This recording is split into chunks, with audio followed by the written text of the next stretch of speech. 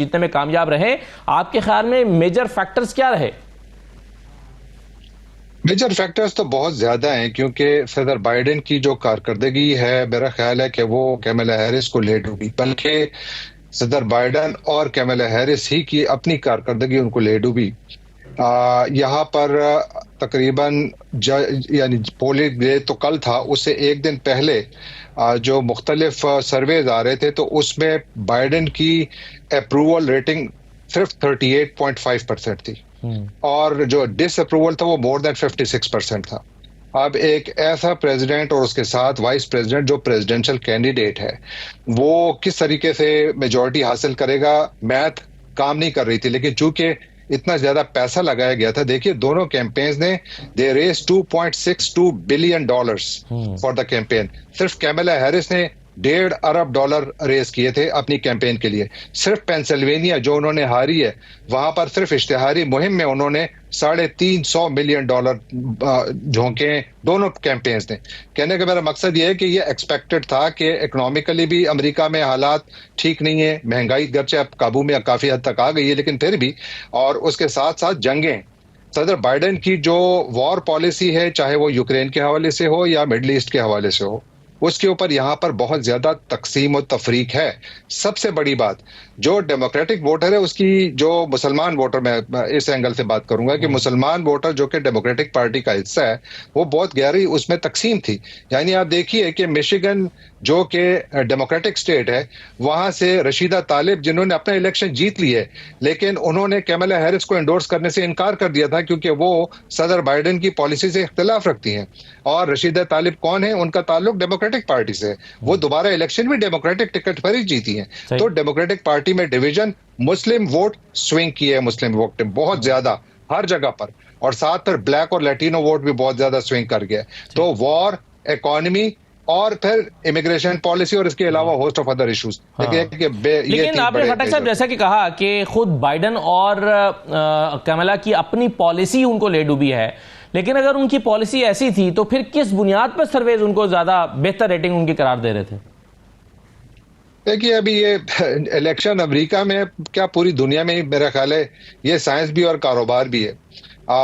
ہمیشہ کے لیے جتنے بھی یہ کہتے ہیں نیک اینڈ نیک ہو رہا ہے، اور 48% اینڈ 49% وہ سب کچھ پروڈکشنز تھیں، اور اس میں کوئی شک نہیں ہے کہ جو ٹرمپ ہیں وہ اس طریقے سے کلین سویپ نہیں کہے گئے کہ کیملا ہیرس سے وہ بہت زیادہ بڑے مارجن سے جیتے ہیں.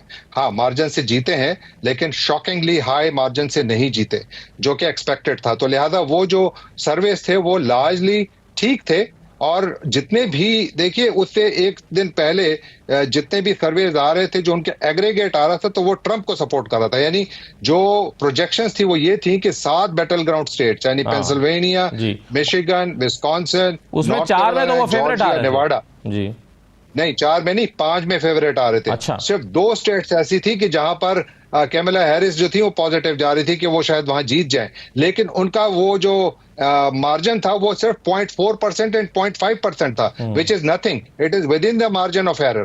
تو اس لیے ایکسپیکٹڈ تھا. اور پھر ایک بات اور، کیسے یہ ممکن ہے کہ ایک شخص الیکشن جیت سکتا ہے کہ جب 2 ہفتے پہلے عام امریکی سے پوچھا جائے کہ is America going in the right direction, 2 out of 3 people say that we are going in wrong direction. کیسے ممکن ہے؟ صحیح ہے، بالکل صحیح ہے، بالکل ٹھیک ہے. چلیے اس پہ مزید بات کرتے ہیں، لیکن خٹک صاحب میں ابھی جو آپ پہلے گفتگو کر رہے تھے میں اس کو آگے بڑھانا چاہتا ہوں.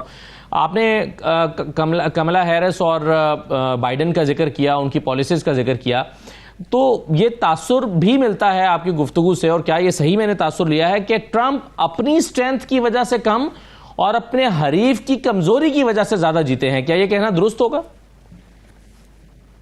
بالکل نہیں.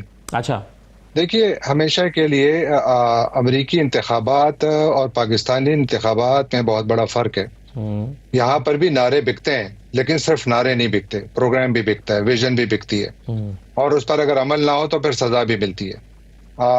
ڈونلڈ ٹرمپ نے ایک راستہ دکھایا ہے امریکی قوم کو، جس کا ایک واضح جو مقصد ہے، وہ کہتے ہیں کہ میں نئی جنگیں نہیں شروع کروں گا، میں جنگیں ختم کروں گا.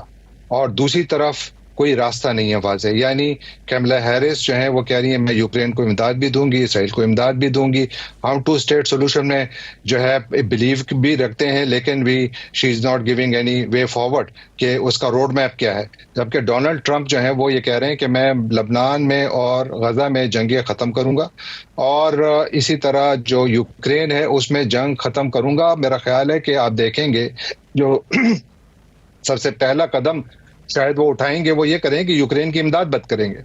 جو ملٹری ایڈ یوکرین کو ملتی ہے, جب سے جنگ شروع ہوئی ہے امریکہ نے یوکرین کو صدر بائیڈن کے دور صدارت میں $171 ارب کی اکنامک اور ملٹری ایڈ دی ہے. میرا نہیں خیال کہ یہ ایڈ ان کو جاری رہے گی. تو چونکہ جس طرح گاڑی پیٹرول پہ چلتی ہے, جنگ بارود پہ چلتی ہے, بارود ختم ہو جائے تو پھر ناروں پہ جنگیں ہوں گی, باقی نہیں سر ہوں گی. یہ کیسے ممکن ہے کہ امریکہ یا امریکہ کے ساتھ جو ٹرمپ ہیں وہ یہ امداد بند کر کے یوکرین کو روس کے رحم و کرم پر چھوڑ دیں اور کہیں جاؤ اپنا راستہ خود لو, تو روس تو انہیں کھا جائے گا؟